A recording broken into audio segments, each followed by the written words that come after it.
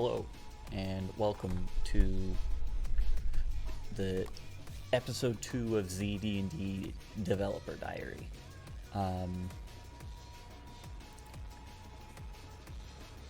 If you are one of my players, you are not allowed to watch. Like, full stop. Close this video. If you continue watching, you're disrespecting all the hard work that I've put into this. And you're metagaming. And that's evil. You should have left by now. If you're not one of my players, hello, welcome. This is basically me going over all the prep and stuff that I've done for my campaign. I'm starting session 2 in 5 hours now. I'm recording this right after the last one. I remembered I have NVIDIA broadcast. I can do cool shit like this. So yeah, that's that now. I also adjusted some of my mic settings, so hopefully I won't cut out as much when I'm speaking softly. So, where to begin? Well, I suppose let's begin by going to my session notes. Private, campaign, Charters of the North. Second one.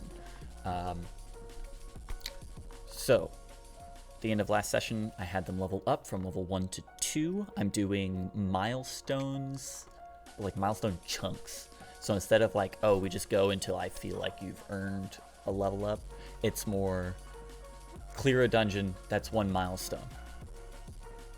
Clear a second dungeon, that's another milestone. Once you reach 3, you level up. That kind of thing. In doing that, level 1, you only need 1 milestone. I am kind of like most of my players here experience, I'm fast tracking them through the early levels. I think by the end of this session, they're gonna be level 3. Or maybe like on the brink of level 3. So what exactly am I doing for this session? Here's the recap on screen. Damn, my fat ass head is in the way now. Make me a little bit smaller. This is basically what I went over, like the last half of last episode of this dev diary. Yeah, that shit happened. So, a couple things that I knew I wanted to do going into this is that I wanted a roleplay quest, so no combat, just to kind of get a feel for how specific, like the one new player, I want to get a feel for how he handles roleplay, so I'm going to put him in a situation. I realize now that I've put 2 players into that situation, Tudek and Nev, because they're both beast folk. One is a harefolk monk, one is a turtle folk. And I'm kind of hoping Nev doesn't take over. But I have a feeling she will. Oh well. Them's the breaks. And then, in addition to that, I want them to go back to the Kobold Warren that they cleared last session, because I have a few surprises there. So, basically what they're going to do is, it is now morning. They have all agreed to meet back at the tavern. And I had this hilarious idea to fuck with my brother, which he's currently asleep right now. I'm going to speak a little bit softly in case he's awake.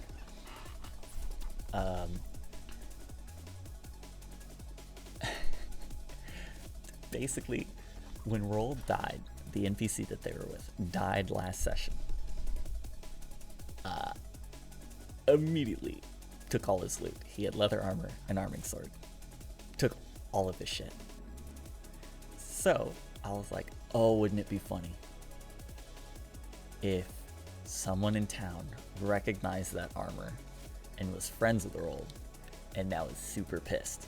So, basically, I'm gonna have everyone like wake up. John Bovey is his name. The Godkin Bard is going to arrive at the tavern first, and then I have a little scene set up where a man recognizes the armor, like followed him into the tavern. He's gonna buy a cheap bottle of wine, chug half of it, and then beat him over the fucking head and hold him at glass point. And basically be like, who the fuck are you, and why are you wearing my dead friend's armor? And then they have to resolve the situation. If they take too long, I am gonna have some guards come in because I don't want to sit on this forever. But I'm gonna have some guards come in and like take him away type shit. But yeah, I wrote that like right after the end of the last session, and I thought it was fucking hilarious. And then my brother was talking about his backstory last night, and we kind of came up with like some lore behind how he has his specific racial feats as a godkin, which is renamed ASMR, which is like the celestial tiefling, essentially. They're the opposite of a tiefling, blessed by the celestials instead of the infernals. So he came up with some lore. He's like, oh, what if it's like, you know, my godkin is like part of my heritage, but because of like, he wants to bring in some of his like Norse values into his character, and a big one in Norse culture is honor. And so he has his powers because he has lived an honorable life, and the gods, like the blessing that is tied into his bloodline, is now showing through. I wrote this after he stole the armor, and now I'm wondering how that's gonna go. I think it's gonna be very funny.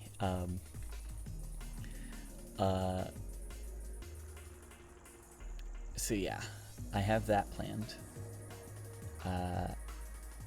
Eventually, all of the other characters are going to get to the tavern, and you know, they're gonna group. They're gonna say, "Hey, the Great Baron like asked us, two of us specifically, to go talk to him. Like in the morning, he had something that he wanted to do for them." I forgot to mention that in the recap of the first session in the last episode. The Great Baron specifically looked at Nev and Tudyk, the Beast Folk, and said, "Hey, you guys speak Beast Tongue, right? Come see me tomorrow. I need your help with something." And this is the roleplay quest that I was talking about. So when they get to the keep next, like in this morning, Great Baron's gonna be busy. I need him to feel like a busy and important man that they can sometimes get FaceTime with, but it's never guaranteed. It's not like you can just show up at the keep at any time to talk to the Great Baron. So instead they speak to Ulra, his right-hand man. He is the right hand of the North. Basically, he has been the Great Baron's like assistant, like whatever you call the guy who's just like your diehard, ya boy, helps you do everything. That guy, since the Great Baron was a captain in the King's Army, even before that, like he has been serving under him forever, and he's very loyal. That's Ulra. So Ulra comes out, he says, "Good day, just the folks I need to see. Baron's busy at the moment. We conduct business without him. We want to restore the lighthouse, but there's a family of mouse folk living in it that have claimed it as their own, and they don't speak this common tongue. I need you guys to translate for me because you speak beast tongue. Let's go." On the walk over, I want for Ulra to inquire about the cellar. I want to link back to that because I want them to return there. So he's gonna be like, hey, where was that? We want to set like some outposts, like we want to secure them. We want to like maintain them so that like if someone's traveling back to Windscape or someone's traveling out of Windscape, there's like a checkpoint, right? It's like, is it super far? Like he wants to know where it is, and if it would be like a good candidate for that purpose. And he's specifically asking this because the party forgot to tell the Baron about the undead kobold that they found.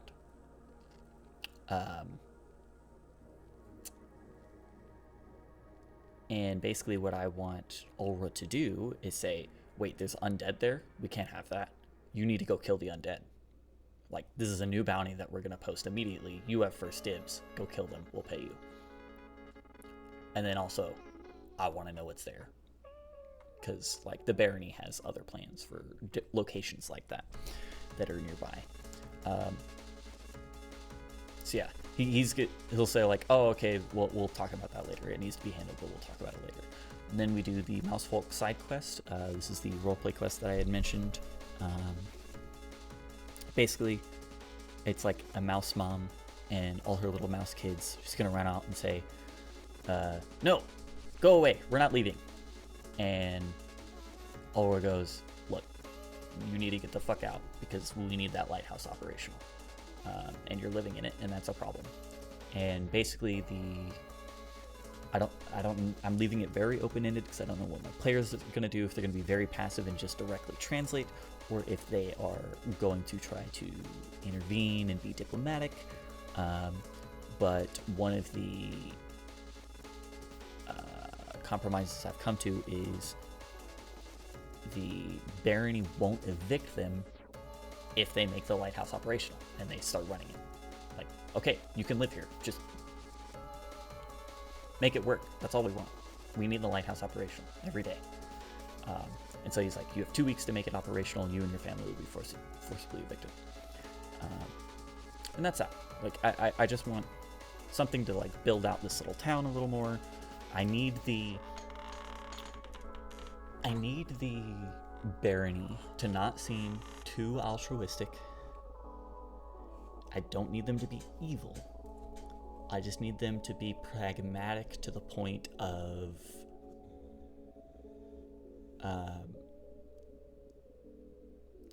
kind of like douchebaggery, where it's like, it doesn't matter how it gets done.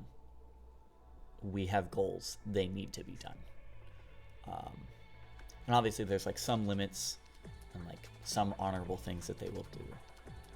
But like when it comes to the bounties and stuff, they're not going to hold on to a bounty just because like someone claimed it or something like that. It's like, no, we need it done. Whoever does it, we'll pay them. You know, that kind of mentality of the goals, the charter of the North that the Baron has, that always will come first for the Baron.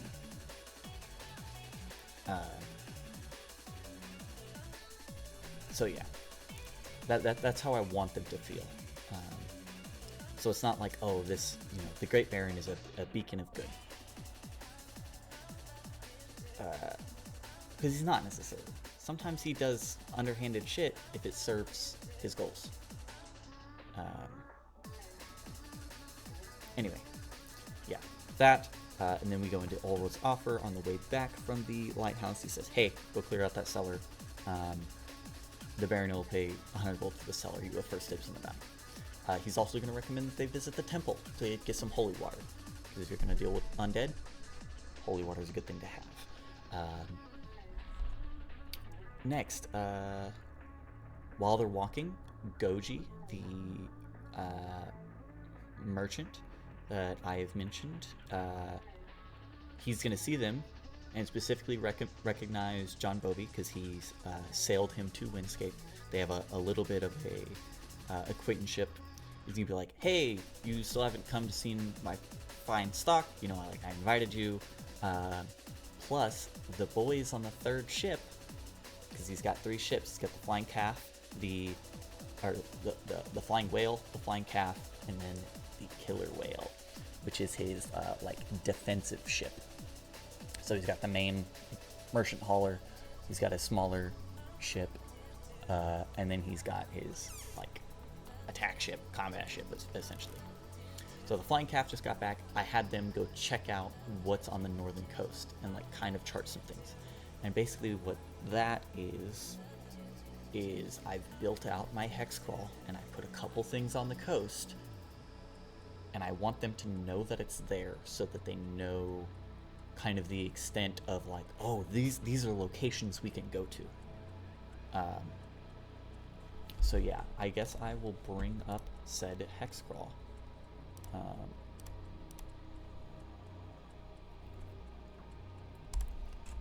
So if I go here, this is Windscape. We're gonna go Northern Wilds Hexcrawl.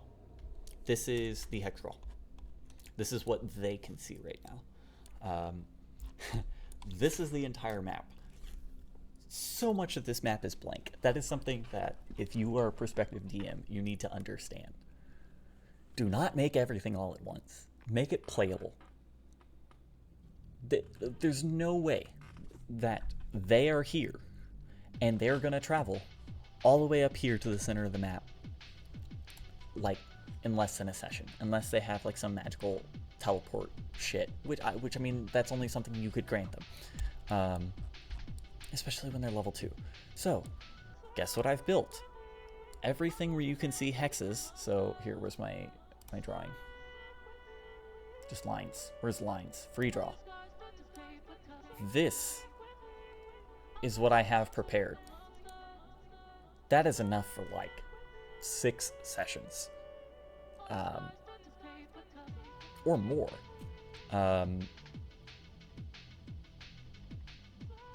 So yeah, that is everything. Get rid of that. I guess now, okay, this, I mean, where is it? Where is it? This. If you're one of my players and you've been listening all the way through here, 1, shame on you. 2, everything past this is like extra spoilers, way past this next session. Do not be watching this. Leave. Go watch something else. There's plenty of stuff on YouTube. So yeah, this is the Hexcrawl that I've built out. Can I go? Yeah. So here's the party. They're currently in Windscape. This is 2dex Hollow. He's the only player character that actually lived in this region before. I didn't necessarily want any player characters to do that, but he said he wanted an old crotchety turtle folk who was basically doing the get off my lawn type shit, which I thought was very funny. And so I allowed that, and I was like, okay, then you live in this area, but you have only ever lived in this small swamp right here. That's it. And like, you have never left this area, so all the surrounding area is still foreign to him. I mean, he took hermit background too, so that helps justify that. So these ruins right here, this is the Kobold Cellar that they have been to, that I am sending them back to clear out the undead and find out what is down there, if anything, to their knowledge. There is stuff down there, because of course there is. So one cool thing that I've done is I actually made art. I am like absurdly proud of this, and it was so simple. Nope, that's the actual cellar. Hold up. Ruins. Gosh, I wish I could read. So this is the ruins. Basically what I did is I hate AI. I hate generative AI. There's so many problems with it. And I did not want to use AI art to like fill out scenes. But if I have a specific vision, I can use AI to generate an image for that vision, Photobash it all together, and then trace over it and create a scene. This one was not necessarily Photobash. This is basically a straight tracing of the AI generated image. You know what? I'll go open the Affinity file just so I can show how, like, how this looks. Where is it? Yeah, we'll go to the Kobold one. I also did this for the lighthouse scene. So like when we're doing the whole lighthouse roleplay side quest, I'm gonna pull up that lighthouse scene just so that they have a visual. So yeah, this is the what the fuck? Hide others. Show this. This is what the original AI generation was.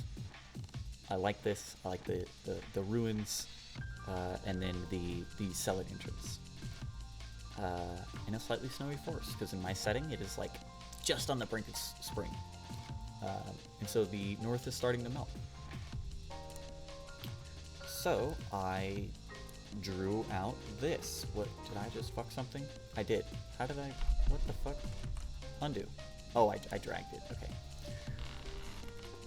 So I basically traced it like this.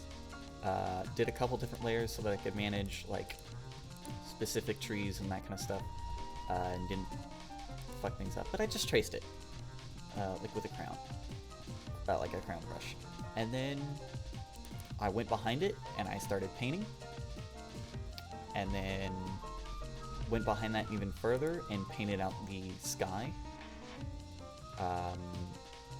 And then I was like, wait a second, I need some trees in the background so that it doesn't look like weird. And so I just threw some trees. This maybe took me about 40 minutes, and that was because I was like kind of learning what I wanted to do. This is the first time I had done like a specific tracing like this for like a D&D image, so I was like, let's play around with this, see what I can do. And so this is what I made. And it's simple. I think I'm gonna do this for all the kind of like theater of mind settings that I want to do. Because even though it's like cartoony, it looks like it was made by a child, I did it. It's not like I used AI to help me make it, but it's not like explicitly AI. Because I think it's a little bit tacky, all the issues that I have with AI, and it almost sours all the other work that I've put into the campaign if I drop an AI image in. Because it's like, oh yes, you can't draw, and I mean that's not a bad thing, but like, why would you put in that mixed in with all this other cool stuff that you've done, you know? So I mean, I can just create this. Where is bro, open recent lighthouse. This is what I was talking about, kit bashing. So I made this one for the lighthouse, and I couldn't exactly get the AI to generate the kind of lighthouse that I wanted. I wanted it to be like an old style lighthouse, not like one with the big spinny thing in the middle, but just like, here's an enclosed tower with like a bunch of windows in the top and a big ass fire in the center. Right? And do like the whale altar, and then maybe it's got like one of those big reflector beam dishes, and like it can manually be directed. So what I did is, here are my reference images, and if I get rid of all of these, oh Jesus, is that part of the music or part of the, oh, that's part of the soundscape, maybe? Was that part of the soundscape that's running in Foundry? Holy shit, if it was. I think it was. That like spooked the shit out of me. Okay, I'm just gonna mute Foundry for right now. We got music going anyway. So yeah, I took this. This is the original image that I got to generate. And obviously, there's some artifacting here. So I was like, okay, I like this scene that it's given me. I don't like the lighthouse. So I went and found, this is not AI, this is just like a genuine medieval lighthouse. Threw that in and traced over that. And then I was like, oh, you know what? I need to have like a little cabin attached. So I had, I draw up a stone cottage. And I just photobashed them all together, traced it, and what came out was this. And what the fuck? Oh, I didn't turn off that.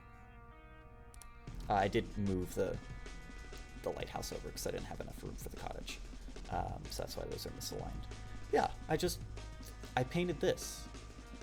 And this one took me maybe about as much time as the other, like 40 minutes. I could go even more rudimentary, but I kind of wanted to wow my players for the first time I did this.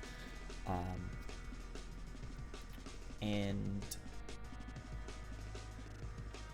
I think even though this is very basic, you know, I don't have a drawing pad. All I have is my mouse. I've been doing, you know, art projects of a kind, mostly design stuff, not like painting or drawing, for a long time, but this is a lot easier to just, you know, trace something, photobash something together and then trace it. I think anyone can do this. And, you know, maybe your colors won't look as well, or like your outlines won't look as well. It doesn't matter. If you made it, you took the time to make it for your players, and they know that you made it for them, they're gonna appreciate it.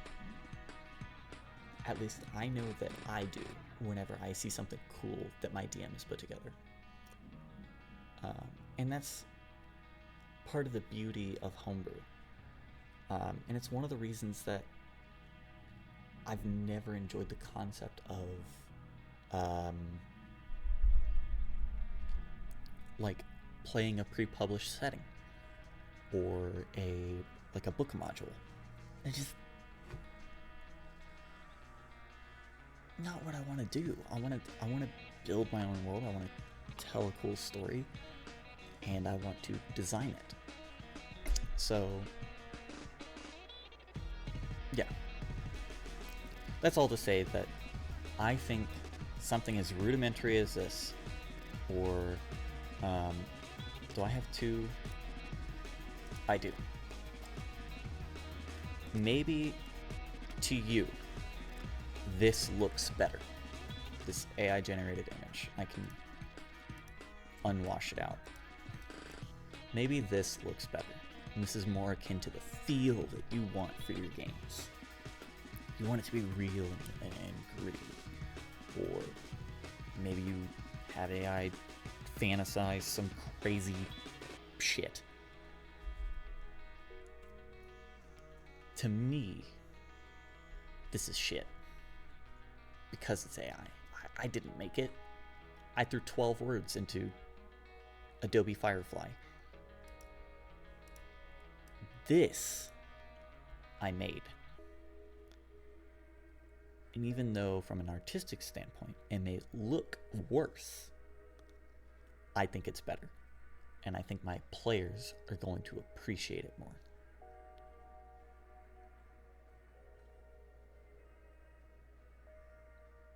And it also just makes me feel good. Again, I'm really proud of this, even as rudimentary as it is. I had so much fun doing this. And another benefit, if you set your story in a place that's slightly snowy but not too snowy, you can just kind of leave the white spots in between things and be like, oh yeah, that's snow. That's just snow. That's not background that didn't get filled in. That's snow. So yeah, make your worlds a little frosty. Make it easy on you. I mean, alternatively, I could create a background layer and just fill in the whole fucking thing. And then all those snow highlights would go away. But yeah, so that's what I did.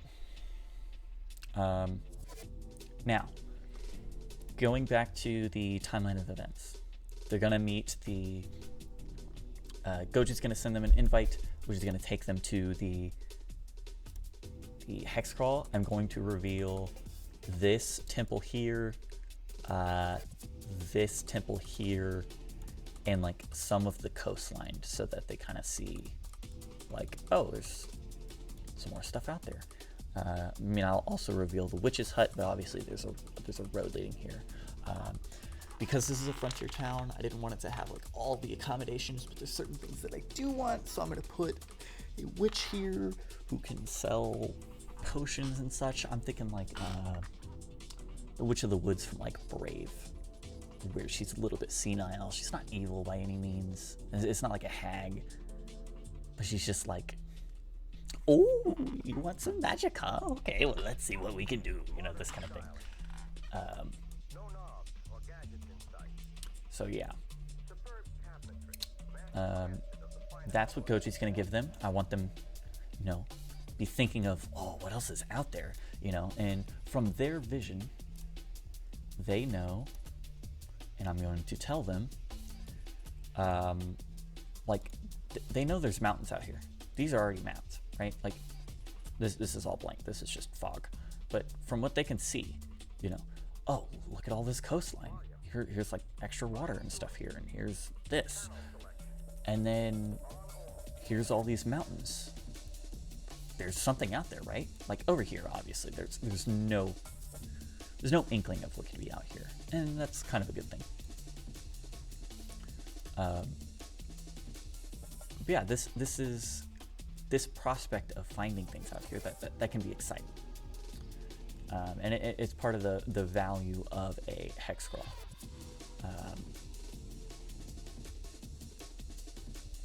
So that's what Goji's purpose is hey, look at these cool things. At the temple, they're going to meet Vanya, the Fey Elven cleric. I renamed the 3 different types of elves. Fey elf is like high elf, gray elf is low elf, or the cave dwelling elves, they're drow, essentially. And then Morte elves are middle elves or wood elves. And basically the story is, you know, all the elves originate from Alfheim, but Morte moved to Midgard, settled there. That's how they became known as the middle elves. And then you had the high elves and the gray elves. And they're not called gray because their skin is gray. Gray is the old elven word for low. I thought that was fun. But yeah, they're gonna meet Vanya, you know, classic cleric motherfucker, like, oh, welcome. Here we allow worship to all of the divines, you know, this kind of thing. So yeah, that's gonna be cool. He's gonna offer healing services and holy water, and then the other thing he's gonna offer is a totem of sanctuary. I think the first one that I give them is going to be free, and the totem of the sanctuary is a expensive consumable magic item that is going to help them rest. I have another thing I've stolen from Dottie at Mystic Arts is a rest rule set called Excursion Resting. So D&D is designed around like 6 to 8 encounters in a single day, or not in a single day, but like per long rest. And in a normal D&D world, that doesn't happen unless you're in a massive mega dungeon. But like in normal D&D stories, that amount of encounters just does not come up. And what that means is every time, like, if there's one encounter a day, the players can use everything in that one encounter. Because they know, at the end of it, they're just going to go long rest and get it all back.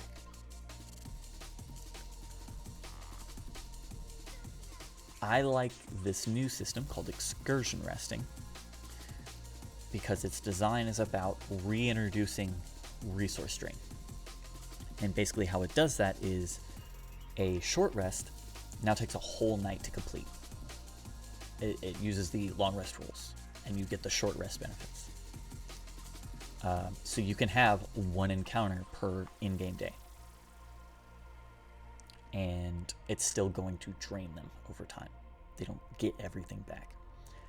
And then a long rest is doing that 3 times in a row in the same location, or doing a night's rest in a safe haven, so like Windscape, or if they like secure an area, you know, that kind of thing. But that makes it complicated because what if they want a short rest in a dungeon? Well, suddenly it's really hard to do that because you got to sleep for a whole night, and that doesn't really make sense, like from a narrative way or a narrative perspective, you know.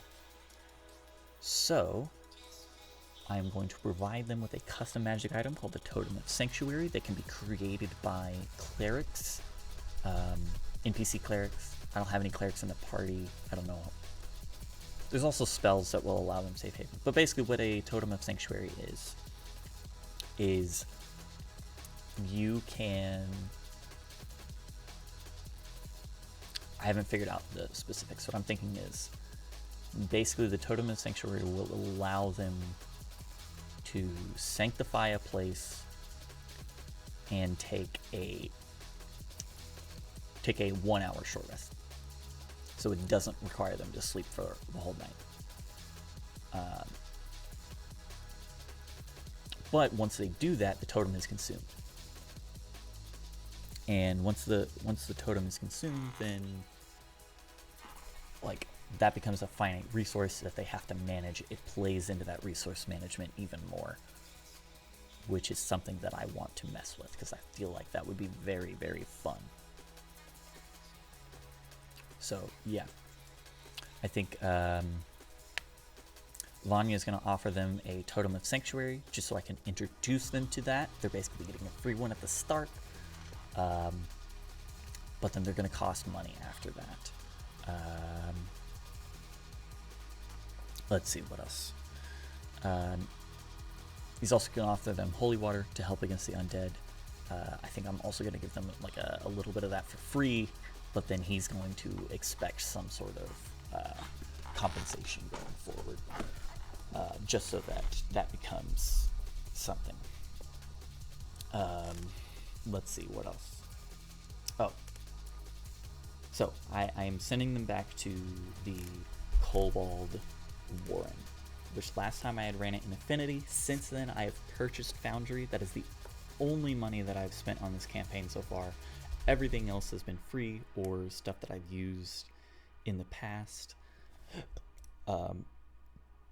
No, do not save either of those, just close it. So yeah, if we go back here, so they're gonna go to the old ruins, and then they're going to go into the cellar, and I have the entire first floor back, correct? Why am I saying correct? Whatever. So they are going to re-explore this. I've now rebuilt it in Foundry, so I don't have to run all that bullshit in Affinity and like erase the Fog of War. They're just going to do that themselves. And then what they're going to find is that the three kobold corpses that they had left in this dungeon are now undead. And they're going to rise and little zombolds come after them. They're going to be relatively easy to kill. They have a little bit more health, but they deal a lot less damage than the original kobolds, and they're going to be easier to hit. So, re-kill them, dig out this tunnel so that they can get into the underground. What they're going to find here is this cellar. in this cellar, I have 1, 2, 3, 4 skeletons. However, this one doesn't have any legs. He's been Lieutenant Dan. So he's just going to crawl around, grapple, and basically slow their movement. He's more of a nuisance than anything. The other skeletons, they're going to attack. Essentially, this one's locked behind a door. Not locked necessarily. Ooh, should I lock it?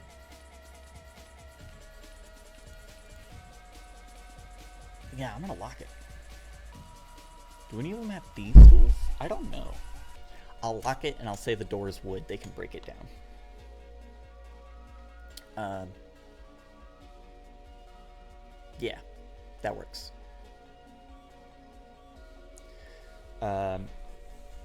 So with that also limits how many skeletons they're getting attacked by at once. So these 3 are going to attack as they come down the stairs. I'm going to have them very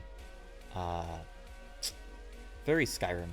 Where like they don't really notice you're there till you're right on top of them type shit. They're kind of in their own little trance. So once they fight and kill all the skeletons, they can get some basic equipment from them. I actually need to write that down. I forgot to write down skeleton loot. Flanged mace. Rusted shorts. Oh.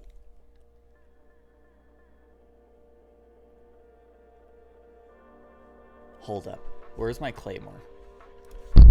Oh god, I'm slapping the fucking mic again.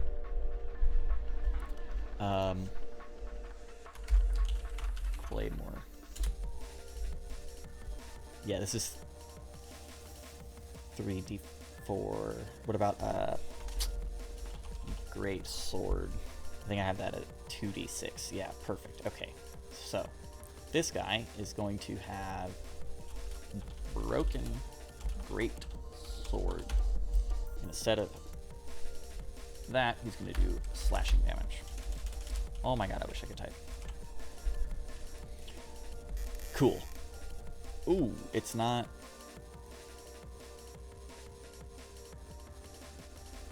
That works, actually. The great sword is no longer finesse, so he doesn't get his dex bonus. That should balance things out a little bit. Cool. So yeah, this guy has a broken greatsword. This guy has a flanged mace. This guy has a dagger. Yeah, so they're going to kill these guys and begin exploring the room. What they're going to see is that this looks to be the cellar of an alchemist. And this structure was before Ragnarok. So it's hundreds of years old. And what it looks like is that one of these skeletons found it, started using it. The other skeletons followed him in here, killed him, and they fought. That's why this guy doesn't have any legs. And then they all rose from the dead. And so now they're kind of aligned because skeletons are mindless. So yeah, once they start searching, this is like the alchemist's table where he's got his scales. He can measure out all of his stuff. You know, you got a wood furnace, a bathroom, and a storeroom. And the big thing that they're going to find right here is this book. This book is this guy's journal. He was the original guy who had been sitting here for a while before the rest of them came to kill him and steal all this shit. He is a mage. I haven't really figured out what all I want him to be. It also doesn't really matter. But I wrote out his entire journal. Oh, this was fun. I love writing. So I wrote out his entire journal. It is in Elvish, which I don't actually think any of them read, which is kind of a fucking bummer. I might... fuck. Do I put it in Jotun? No. I'm already giving my Jotun character something cool. This is a typo. Primitives. I just saw that. What the fuck?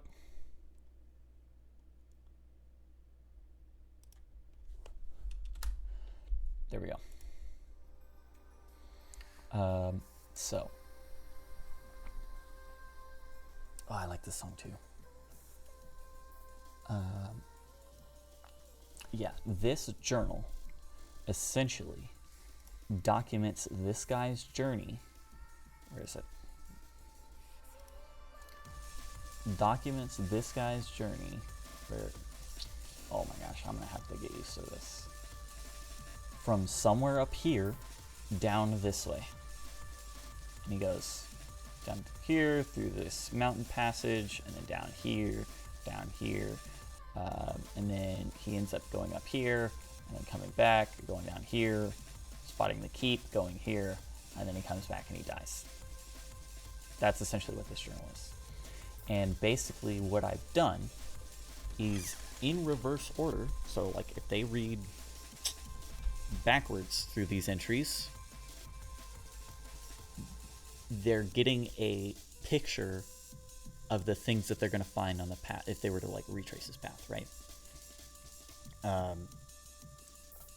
And the reason I've done this is I want to tease all the little things out there, so that if they're really paying attention and they come across this tower downhill from these mountains, and they read the journal and go, wait a second, so this guy, when he was traveling through, he also spotted this tower. And in the very next entry, where is it? Yeah, I made it through the mountain pass. There was a giant cave mouth, one of the mountain faces, you know. There seems to be some kind of tower in the tree line below. I don't think it is what I'm looking for, but I'll explore it in the morning nevertheless. Next entry, fucking kobolds. And then he says, I'm still bleeding, even though I applied some healing magic to my wound. I think the little fuck who stabbed me has an accursed blade. Might have to find somewhere to bunker down until I am more well. Typos are fun. So if they read that, they can go, wait, is this the tower the guy was talking about? If so, it's full of kobolds, and they have a cursed dagger? Yo. That could be pretty cool. I want a cursed dagger, don't you? And so then that becomes another thing that they know about. One of the amazing pieces of DM advice that I got from Dottie of Mystic Arts. Again, this guy has been like fueling this creative craze I've had recently, is that D&D is a game, and games are about making informed choices. And so in that, for this, like, for a Hexcrawl, if I do this, right, and they don't, hold on, I think I can, where's the scene? Scene? Configure. World Explorer plugin. Token reveal distance. 1. Save. No. That's not actually what I want to do. Configure. 0. If I do this, save changes, right? And all that they can see is the hex that they're in, then it becomes arbitrary where they go next, because they don't know what's next. Not at all. They don't have an inkling. There's no choice to be made here, because they all might as well be the same. And so there's no informed choice. It's not a game. It's a slog of just, well, let's just keep going in one direction till we find something interesting. Suddenly, if I do this again, where they can see into neighboring hexes, they know inklings of things that are out there. Like, oh, there's a mountain pass with a giant cave in it. Well, here's some mountains. Is it this mountain pass, or is it this mountain pass? Is this even a mountain pass? That doesn't make sense, but it is. they know, like, oh, okay, well, here's the warren that we're in, that this guy died in. He said that there was a goblin cave nearby. Well, guess what? Here's the goblin cave. They can go find that. And then also, because they can see into neighboring hexes, they know, oh, there's a road right here. We could see that the road goes this way, and then keeps going. It doesn't dead into anything. Okay, well, let's go follow the road and find the witch's hut. You know? That is, like, it was something that I hadn't explicitly noticed, and then once I did, I've been thinking about it nonstop and trying to find ways to provide informed choices to my players. And there's so much that I can do with that.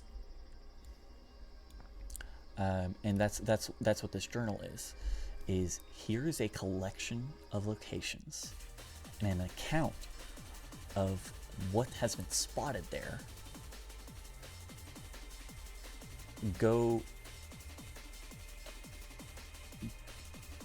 You now have the option to go find it yourself. So, like some of the things that I did was, if I go back to here, my view, this right here, this like wood fort with the watchtowers, right? When this guy was alive, he was traveling through here and he said, oh shit, I just ran into a hobgoblin scouting party. They've cleared all the trees in this valley. If I go through here, I'm gonna get spotted, like immediately. They're also building watchtowers and like they've made camp. So this is hobgoblins, right? Well, not actually. The secret is that this guy died ages ago. That's why he's like long dead, skeletonized. This isn't hobgoblins anymore. Hobgoblins built it, but orcs came in and took over this. This is now an orcish settlement. Because I'm gonna have a whole bunch of hobgoblins in this area. That's the next area I'm designing. But I don't want them running into like the hobgoblins right away. I think this is probably going to be a hobgoblin. Maybe abandoned. I've not decided what I'm putting there at that watch point. But I don't want them directly running into like a hobgoblin settlement right away. And obviously this is pretty early in like the Hexcrawl, right? So, it was built by hobgoblins, now it's owned by orcs. And this is like an orcish settlement, so this is a place that they can trade, and it is now a safe haven that is not Windscape. So, if they're out traveling and they're in this area, they can say, oh, okay, you know, it'd be really nice if we could go do a long rest. Let's go to the orc place. They're somewhat friendly with us, but we can find a place to stay and take a long rest.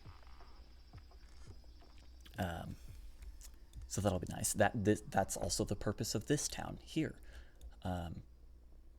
If they're exploring this area and they need a safe haven and they don't want to do the whole like, you know, let's sleep 3 days or 3 nights in one spot so then we get our long rest, they could double back and go here. And I want to intersperse these areas. So yeah. That's what I'm thinking, design-wise. This song is kind of distracting me, so I'm skipping it.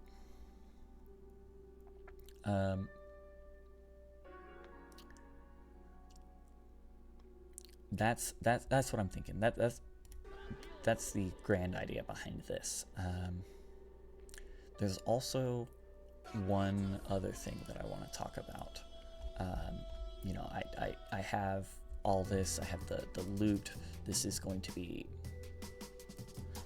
I mean, that's not really loot. A dagger.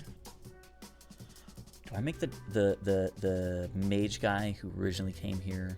Where is he? Kobold Cellar. Yeah, this guy. Do I give him a silver dagger? I think I do. Yeah, this is actually a silvered because I want to introduce them to the way that I'm running silver daggers.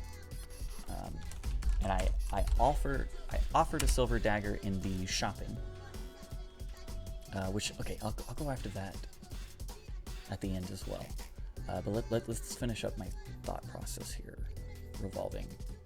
Oh, don't be doing that. What the fuck? So yeah, this guy's gonna have a silver dagger. Cool. So once they start exploring and looting this place, this crystal orb here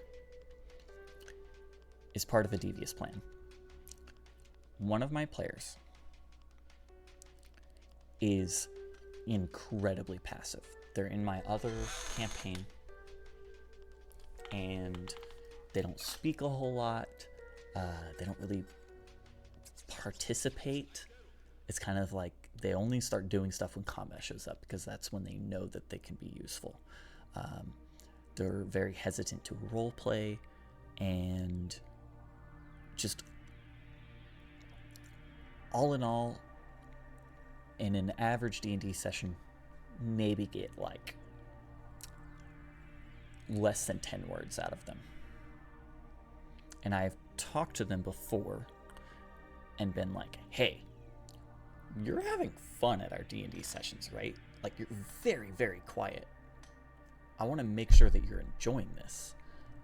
And that's in the other session that I'm not even, or the other campaign that I'm not even DMing. I was like, but you're having fun, right?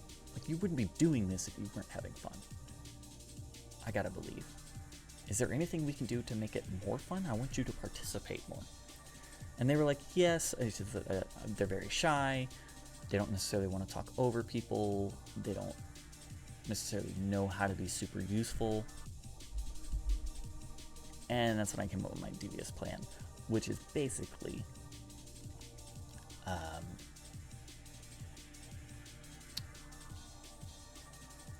they are a ranger.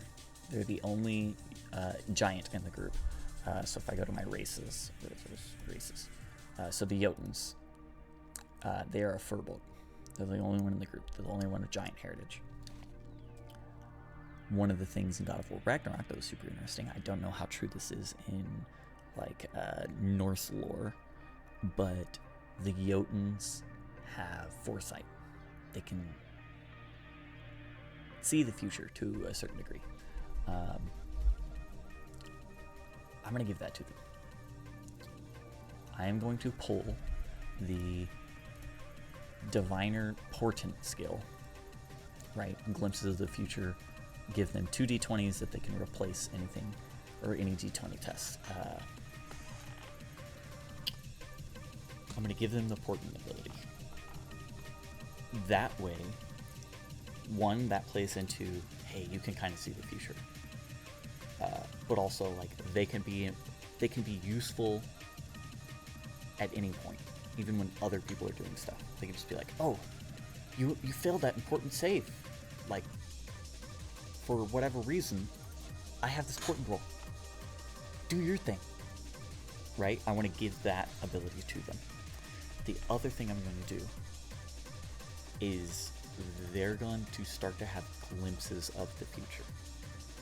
And, like, bad feelings whenever they're in danger, you know, that kind of thing. And what I want to do is make it to where, like, because they can see glimpses in the future, they get these bad feelings. The player now is stuck in a rock and a hard place. I'm not going to force them to talk, because if they don't want to, that's, you know, that their prerogative. But I'm going to give them knowledge that if they share with the group, helps the group. It's like, it might be vaguely useful just for them, but it's more like, here's an excuse to talk to the group. Here's how you can be useful. Here's how I can tempt you into the spotlight just briefly here and there. And I want to sprinkle in reasons for them to be more involved. Because, you know, if they're going into a dungeon and they start having visions of, like, lakes of, like, just walls of fire and, you know, they start seeing, you know, maybe they're, like, fighting a little bit of kobolds, you know, they're like, oh, okay, well, we fought kobolds before, this is nothing big. And then they start seeing, like, fire, and they start seeing, like, spells and stuff. And I say, like, you feel that there's something deeper in here, something more dangerous. I can foreshadow directly to her. This is going to be through DMs. The other party will not be privy to this information. It is only to them. Because if I say it out loud and everyone can hear it, then it defeats the purpose of doing this. I'm going to then give it only to them, and they have to communicate it to the party. I can see that whatever is down here in this dungeon is more dangerous than kobolds. And whatever it is, it knows, like, magic. That's interesting, but it's also... it's interesting, it's foreshadowing, but it's also a warning. And so they know to take it more seriously. And that's useful to the party. And it's an excuse for them to step into the spotlight for a moment. But again, the onus is entirely on them whether or not they want to share it. If they want to continue sitting in the background, not saying much, they can do that. It's always going to be that gnawing feeling of like, oh, I could have told them about this. Like, I knew it was coming. I didn't say anything this time. I'll say something next time. You know? And I'm going to make it explicit to this character. Hey, this is something that is now just imbued into you. And how that's going to happen is that when everyone else is searching this room, this one character is going to be drawn to this orb. And all the others are not going to be able to see it. If they say, hey, what's that thing on top of the dresser? What thing? You don't see anything there.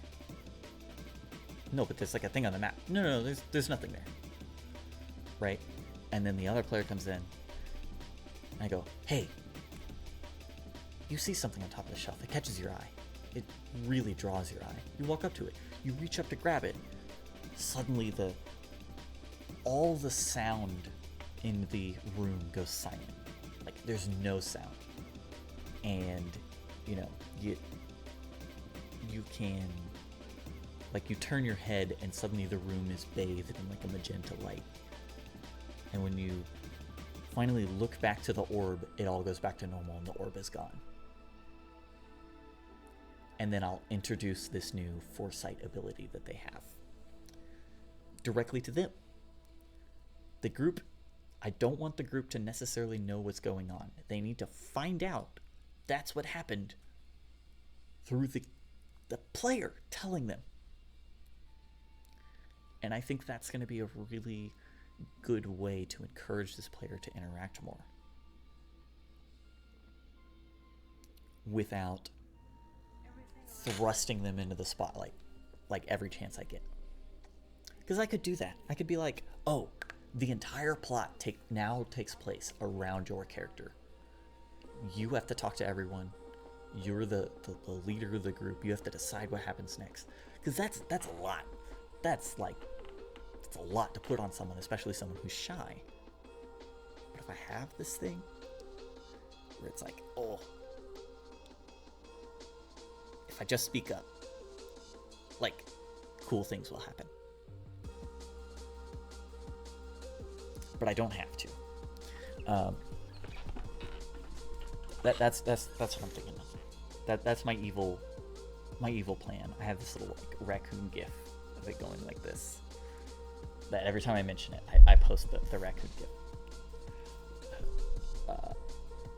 Anyway, that's what that is. That's another thing that I want to do for this player. And I don't feel bad. Like this is not a balance thing. Giving them important. Yes, this is going to be strong. It's going to be special. But I mean, so what? This player, they rarely do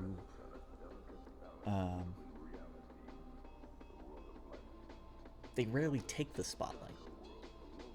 And so it's okay to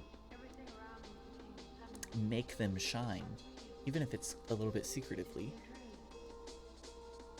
because the spotlight is still going to be shared equally, I think.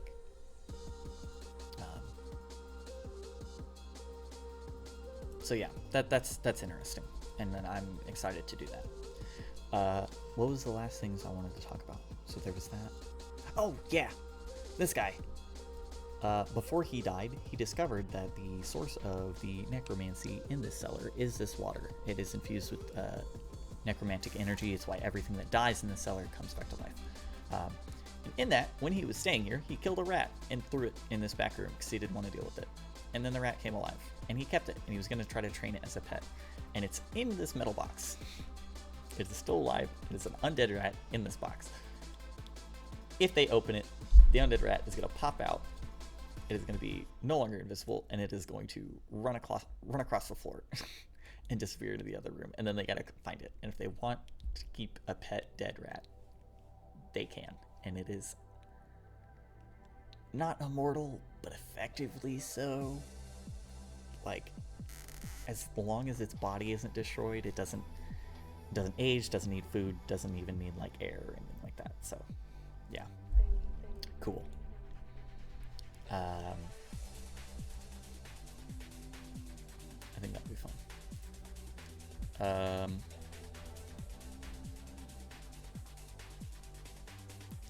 What else? There's one other thing that I wanted to share. Oh, the shopping. So, one thing that I fucking hate is shopping in D&D. I hate it. Oh, I need such and such. Let's go to the store, roleplay with like 4 or 5 sentences with the fucking shopkeep, negotiate a price, and then buy the thing. And just the amount of time that takes, the players can't aisle browse, if that makes sense. So they can't be like, oh, what is here? Because then I have to go, oh, well, you know, there's this and there's this and there's this. It's like, oh, okay, and that's it? Like, here's 4 items that we can choose from, you know? And I go, well, you know, it's like a vast magic shop, so like, what are you looking for? And then the onus is on them to go digging through all the magic files and go, oh, I want this really cool magic thing. Oh, that's a little strong for the level that you're at. They don't have it in stock. You know, that's stupid and it's time consuming. What I'd much rather do is provide them a shopping list of all the things that they can buy in a location, tie gold to it, and basically tell them, hey, you want to buy something? Go reference the shopping list. Tell me that you're buying it. I'll remove it, like 1 from the stock. And yeah, we're done. You have it now. That's it. That's all we're doing. So here's the shopping list that I have for Windscape. And there's Lickle's weaponsmithy. He's got a couple things in stock. If it doesn't have a number attached, he effectively has infinite. If it does have a number, he only has the 1 in stock. And he does not accept commissions right now. And then the Flying Calf. This is Goji's, one of Goji's ships. He's got a couple things. This is like the magic item shop, essentially. And so like I can add more things here. What I'm thinking is like, oh, there's other adventures in these woods, and they keep going out, bringing stuff back and selling it to Goji, and then Goji is putting it in his stock in case any other adventurer wants to buy it. But if they don't, he'll take it back, you know, to the known worlds and sell it for a profit there. And then there's also the Game Lodge's Artisans. So I have a Game Lodge. It's like it's kind of like a hunter's guild, but they also have like a whole bunch of artisans that like to make things and then sell them, but they're required to charge a markup by the Game Lodge master, to non-members at least. So maybe one of the quests is, hey, I want to become a member of the Game Lodge. Like, can I do that? Yeah. We'll figure out some sort of challenge that they have. Hey, we need you to, you know, slay a fantastical beast. Go find one out there, kill it, bring back proof. You're in the Game Lodge. You are now a member. You know, we afford you our facilities. So yeah, the artisans, all of them offer commissions. There's a lot of things that they just like have on hand: arm shields, tower shields, all that kind of stuff. But like different armors, different weapons. They don't necessarily have like a really dedicated smithy, but you know, some of them can do some things with the facilities on location. You know, this is where you can get your ranged weapons and buy ammunition, all that kind of stuff. So yeah, if the party needs anything, I mean, this doesn't include like the general store. Oh, I need 10 days ration. Okay, just mark that off. You go to the general store, you buy that. You know,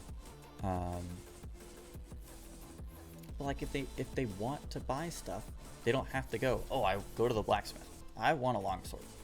Okay, well, you know, I've got this one. And I describe the longsword, and then they go, oh, okay, well, how much? Oh, it's 15 gold pieces. I want it to be 13. Can we do 13? You know, I don't give a shit. No discounts offered here. You go there, you buy it, you're done. Okay? And this gets rid of all of that. And I can also, because it's, they don't have to search like like all of the magic items and be like, ooh, what's interesting, what could be useful. I can do that, and I can throw in stuff that I know would be fun, and then they could go, ooh, you have one of those? That actually sounds really cool. I'll buy that. You know? And that's useful. And like, this is going to be a lot simpler magic items. I've got like an Everburn lantern, Hat of Wizardry, Mystery Key, a lot of common stuff. All the like really fun magic items, those are going to be found through adventuring. This is a lot of like the basic utility stuff. And I've got like a bag of holding in here, you know, that kind of thing.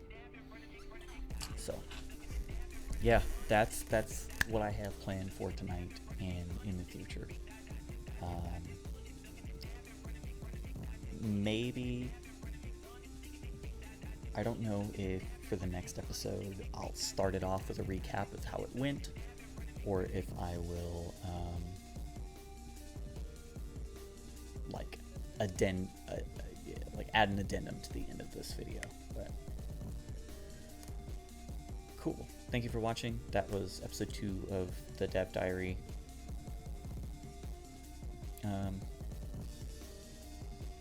Yeah, I don't have much else to say.